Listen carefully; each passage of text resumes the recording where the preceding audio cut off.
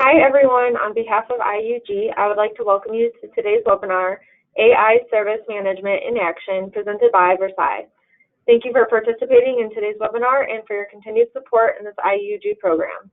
Before we begin, I would have three quick housekeeping items to go over. First, today's webinar will be recorded and available for on-demand. You will receive a follow-up email with the on-demand link from today's webinar, so be looking out for that. Second, a Q&A session will follow today's presentation. All questions will need to be entered in the question window near the bottom of your GoToWebinar screen. Third, there will be a short evaluation that pops up as you exit the webinar. Please make sure to take a minute and let us know what you thought of today's session and what you might like to see going forward. Let's get started. Ray, I would like to now turn things over to you. All right. Thank you very much. I appreciate it. My name is Ray Pearson. I'm Channel Director here for Versailles. And I recognize that for some of you here this morning, it's early, and for others, you're just now getting into the heart of a busy day. So I appreciate you joining us here this morning. And I'm not going to take up a whole lot of your time. I've got about 15 minutes or so to talk about some things, and then we'll have a question and answer session here at the end, as Paige indicated. But we have some exciting things to talk about in terms of how big data and artificial intelligence is changing UC and CC management.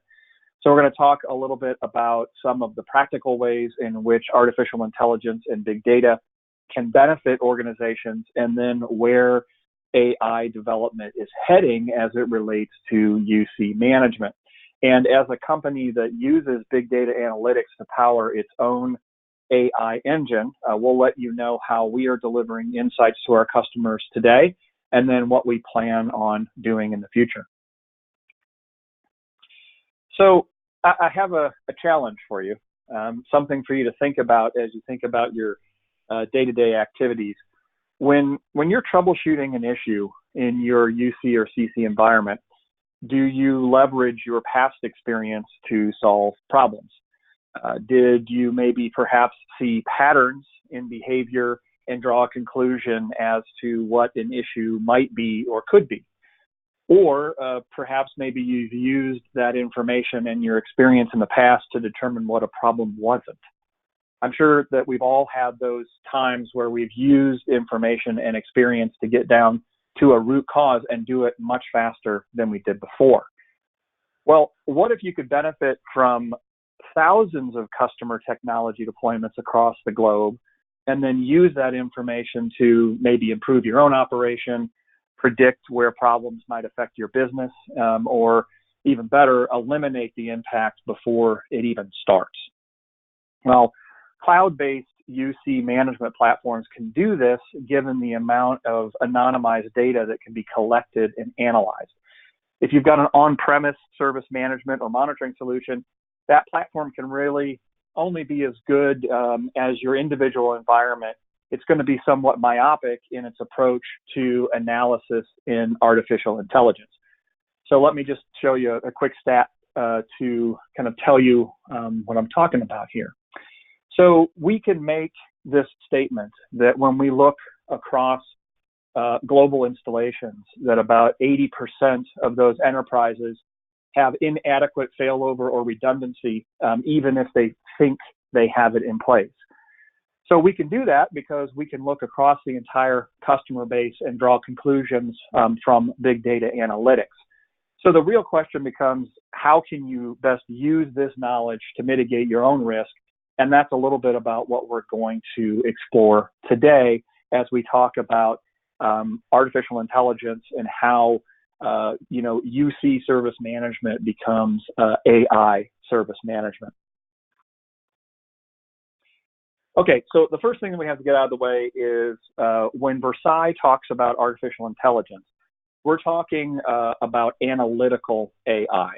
So the ability to use information and past experience to inform future decisions. So we're not really yet talking about, human-inspired emotional or social intelligence, although I will kind of bring that into play towards the end of my presentation to talk about how even in those genre-pushing sort of experiments that you still have to have big data analytics in order to make your AI engine smart. But really what we're talking about here is analytical AI. So on the screen, you see some examples of some of the conclusions that we can draw from our own customer base. And since analytical AI's purpose is to help perform or augment tasks that are traditionally done by humans, it helps to have access to more analytical data.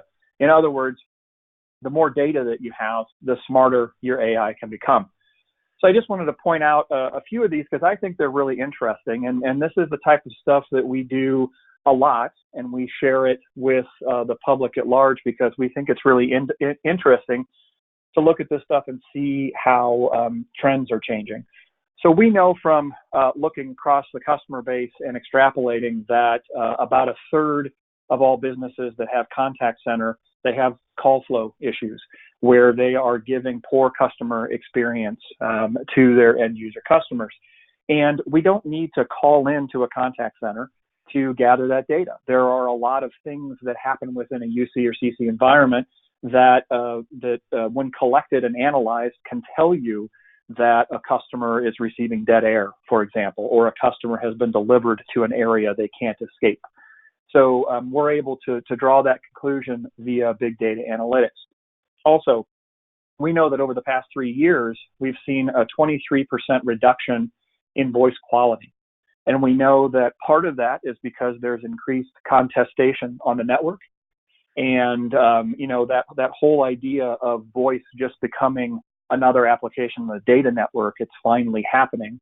And so what's happening is that some customers that have never had issues with voice quality all of a sudden are having voice quality issues because there are other applications that are demanding space. And as we all know, voice doesn't do a very good job of waiting in line, right?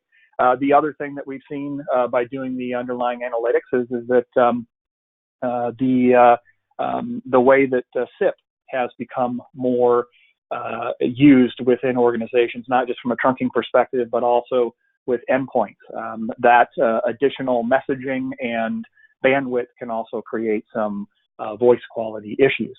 We also know that nearly 75% of all businesses are using less than half of their trunking capacity, and that includes SIP trunks.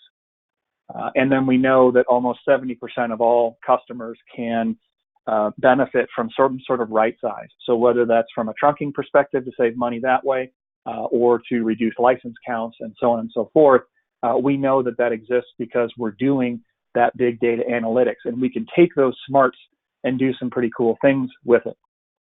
So again, a cloud-based UC service management solution can help you get out of that myopic worldview due to the analytics that are available. So, non-cloud-based platforms, as I mentioned, they're really only a point solution. They don't really have a capability to learn. So one of the ways that I like to look at this whole idea of artificial intelligence and how we get the engine to learn things is to think about, your mobile smartphone. So, for a lot of us, let's just say you purchase that device and you spend $1,000 on it. Maybe you keep it for 2 or 3 years, or maybe you do like I do and you hold on to that thing until people are starting to look at you weird, wondering what sort of technology you have in your hand. Well, part of the reason why you purchase that device and you invest in it is that it's going to get better over time. There are going to be multiple updates. There's going to be security patches. There are going to be enhancements that improve your quality of life over the time in which you own that device. Could you imagine a world now where you purchased your smartphone and it just is what it is? It doesn't get any better throughout the life of that device, or maybe you get one update and maybe you have to pay for that update. Who would do it? Not many of us would. So Versailles, as a cloud-based UC service management solution, we can leverage all that big data. We can put it into AI-driven solutions. And point 3 here on this slide is really where we're going to drive home. And I'm going to show you exactly how that information can be used to help customers deal with problems in their environment. So I just wanted to show this to you. This is a graphic that's on our website, and it's constantly being updated. And this is a typical month of interactions that Versailles Service Management interacts with. And this is really what I'm talking about here. It's the foundation of gathering all of that data and analyzing it, looking at trending data. How is data changing as well? That's another really important part, right? So part of those stats that we can talk about is that we can say that that we have 70% penetration in the U.S. marketplace of SIP trunking. And so that's an interesting statistic. Typically it's the U.S. that's trying to keep up with Europe and the rest of the world in terms of technology. Migration to SIP trunks happens to be one of those things in which the U.S. marketplace has moved past the rest of the Europe and other first world countries. So what's really interesting is that you can look at how the data is changing and then take that information and feed it into your AI engine. So some of you might know about Sophia, the social humanoid robot. I told you that I would kind of bring this back around. And for those of you that aren't familiar with Sophia, you'll probably recognize this image because it's fascinating and creepy at the same time. But how does she get smarter? She gets smarter with big data sets. So her program is no different than any other AI engine. The program analyzes conversations with humans and extracts data from those conversations that allow her to improve responses in the future. So again, with true AI, even when you're looking at those that are trying to push the boundaries into human interaction, you have to have this big data. So how does this work in the real world? How does AI fit into UC and CC networks and the management of those networks? Well, so the interesting thing is that those big data sets can actually be a major challenge for stretched IT and voice staffs, as every single device is a potential source of data. The whole point behind Internet of Things is exactly that, is that whether it's from a monitoring perspective or whether it's collecting data on how you use your television, your microwave, your phone, or whatever it might be, and collect information about you as a consumer, the whole point is that every single device can be a data agent or a source of knowledge. Well, that can be very difficult, right? Because we all have a whole lot of data, but it's the artificial intelligence and the big data analytics that turns that into something real. So one of the reasons Versailles has decided to put a whole lot of time and effort into the analytical artificial intelligence engine is to allow customers and business partners to stop focusing on the data itself and instead focus on what it actually means. So here's a practical example. Voice quality. This is a very typical thing. We hear it all the time. Almost every customer at some point in time has dealt with voice quality issues.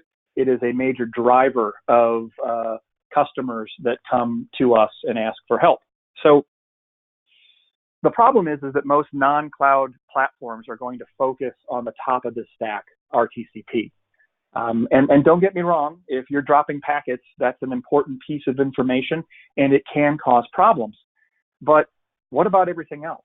What we've found is that the symptoms are often presented in the top of this stack, and that actually 89% of all voice quality issues actually fall below this waterline. So if you stop focusing at the top of the stack and start focusing on the rest of this, you can move out of this reactive world and move into the proactive world. So for example, if I have taken care of my issues related to configuration or capacity or even a simple release issue when it comes to a firmware or whatever it might be, the problems that have presented themselves in the top of the stack have a tendency to just go away. So having big data and being able to do the analysis allows you to look at patterns automatically, and it's the only way to make sense of it all. And here's how we do that in our application. So the first step here are analytical dashboards. So our analytical dashboards take all of that information and we tell you about that entire stack. You'll notice that we've divided these things up and grouped them into ways that can make some sort of sense. And it's important to note, this actually is a Skype for Business environment. This particular customer has Avaya and Skype for Business. What was interesting, we used this example, it's applicable exactly the same way within the Avaya stack or any other stack for that matter. But what was interesting is that it was a perfect example of being able to see a distinct pattern around a particular codec. And then you also see the birth of AI. So right now, Alex, who is our, is it female, is it male? It's neither. It's our non-gender specific AI engineer. Alex is actually coming in here and telling you about the patterns that it sees locally. So that's really helpful, and it allows you to stop looking at all of the individual streams to try to figure out what the heck is going on. We can tell you this is what's happening, and the reason why we can do it is because we can look at things as a whole. And then by looking across our customer base, we can then take things further, and we can get to something like this. We can look at what others are doing, we can see it in action, and we can apply those AI analytics to direct you to do things. So for example, Alex might look at your environment and those like yours and determine that the G.711 codec isn't really giving you the best results because your network has high jitter. And this is what we have in our lab right now. The idea is to take Alex and integrate it into an ITIL change management process, which right now relies 100% on human intervention, right? So what Alex is going to do is it can interact with the change control process to process the change, or if you're not comfortable with that, at least you can allow Alex to do the paperwork, okay? And after the change is done, Alex can verify that the change actually did improve your voice quality. So that's where we're driving our application today, because with AI, you have the ability to work smarter and not harder. And these items here listed on this particular slide are examples of how our customers can leverage our AI capabilities today. And we're coming out with a new version of our platform. Again, because we're cloud-based, we can do that about every 2 weeks. And AI is a major focus of what we're doing and bringing to our customer base. And then the important thing to remember is that you can, as an ITIL-driven cloud-based platform, we actually drive down a couple of paths, right? Because what's important for an end user customer may be slightly different than what's important for your managed services partner or your business partner. So VSM, Versailles Service Management, actually drives down both of those paths to provide artificial intelligence-driven analytical insights to each of those segments, which in turn helps contribute to healthier UC and CC environments and networks. So hopefully this has painted a picture for you today on the reason why artificial intelligence, in order to get smarter, needs to have access to big data sets and needs to be able to look across an entire spectrum of installations in order to draw conclusions. It is the way that all artificial intelligence platforms are driven. If somebody says that your television has AI in it, you need to look at what's behind it, because unless it's looking across data for all of the customers that have that brand of television installed in it or whatever it might be, it's not really providing you with AI. You have to have big data analytics in order to have smart AI that evolves over time. So I just wanted to remind everybody that at Versailles.com, we have a whole lot of wonderful resources there. Like I said, we typically don't keep the information that we're gathering secret. We want to let people know about those trends. And so when we uncover something as part of our analytics, we'll often share it in blogs or some sort of news release. And then there are a number of helpful videos that actually show our platform in action and how you or your business partner or MSP can draw conclusions based upon the data that's presented. And then, of course, there's material there that you can download as well. And then when you're ready to have a demo or something along those lines, you can visit us at Versailles.com. You can send us an email, and I've included my contact information. I'm absolutely happy to actually show you a live customer demo and how that customer's leveraging Versailles, and you can reach out to me at any time.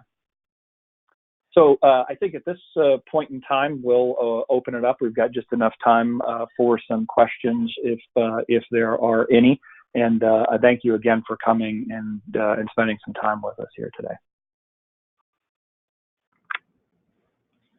Yeah, so it looks like there's a few questions. The first question is, as Versailles are harvesting global Versailles deployments, community stats for AI, big data analysis, how is the raw data anonymized? Yep, our COO, Ross Williams, is also on this call, and I think he has some insight into the back-end process of how that's done.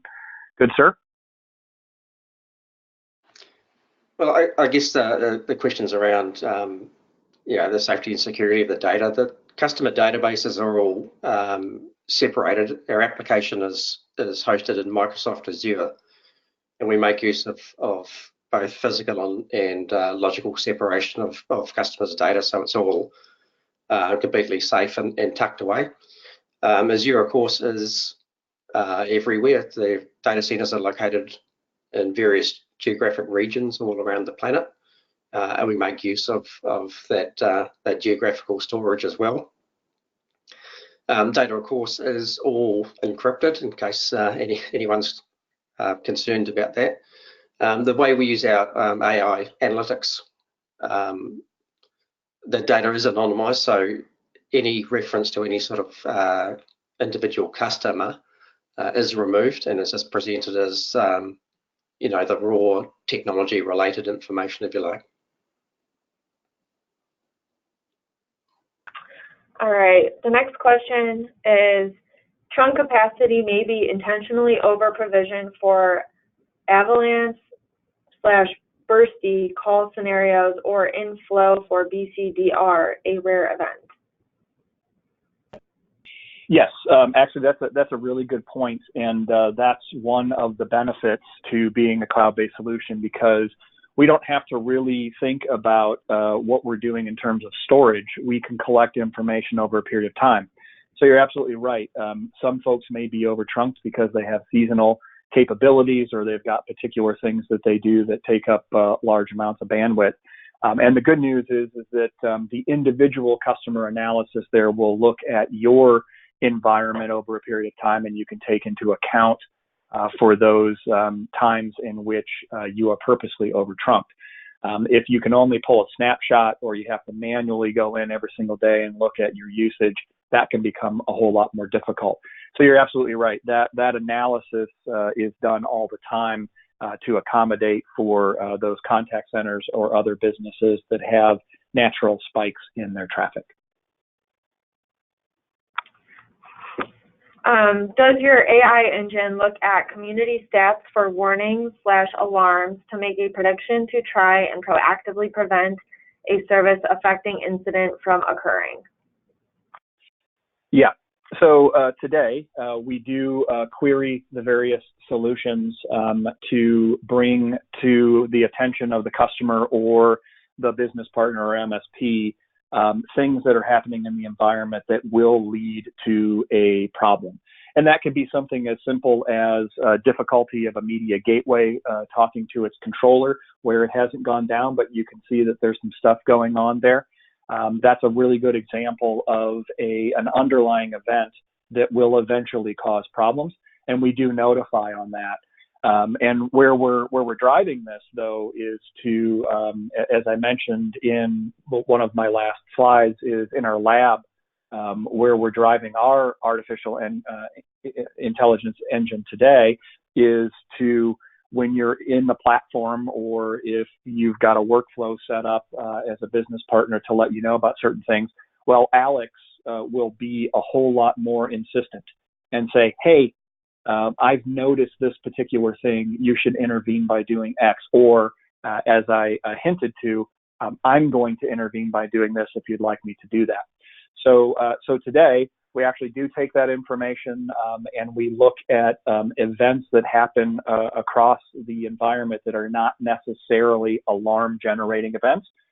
And we do turn those into notifications to let you know. And then as we build our AI engine, it will get smarter and smarter and actually do the work for you.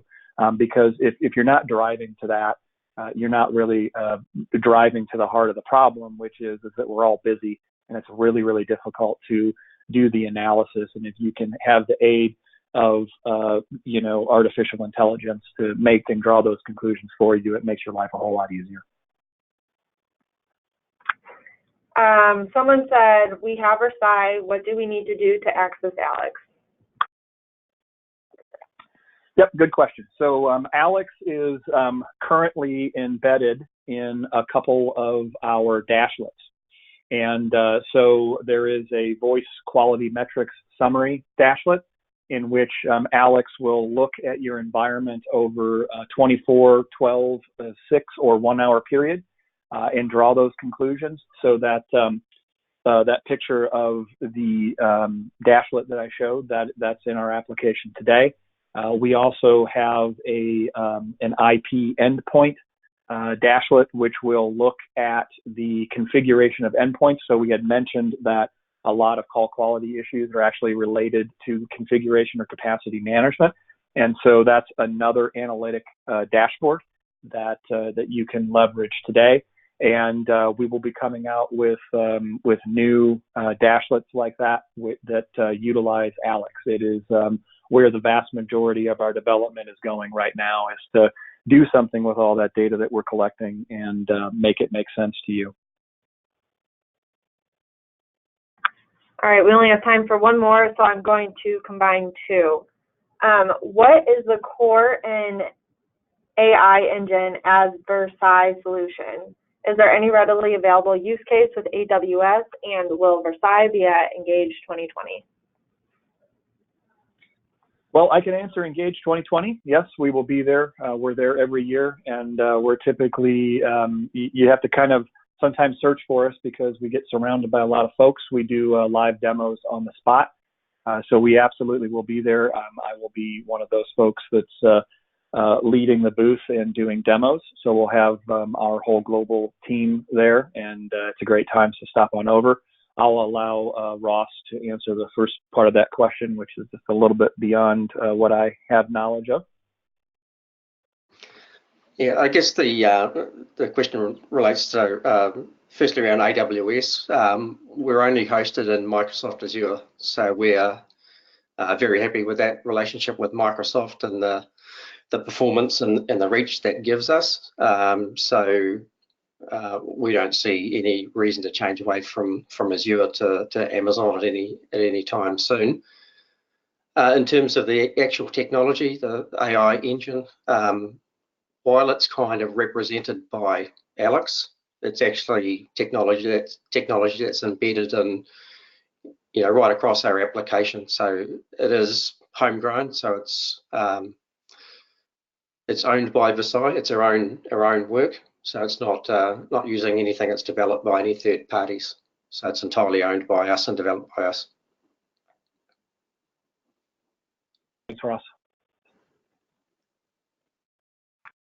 Great, so that is all the time that we have for this morning. I would like to thank our speakers from Versailles. Thank you for taking the time to speak to us. As a reminder, you will receive a follow-up email with the on-demand link from today's webcast. To find out more about the IUG webinar program, visit iug.org/learn. And please make sure to complete the short evaluation that will pop up as you exit the webcast, and let us know how today's session went. From all of us at IUG, thank you and have a great rest of your day.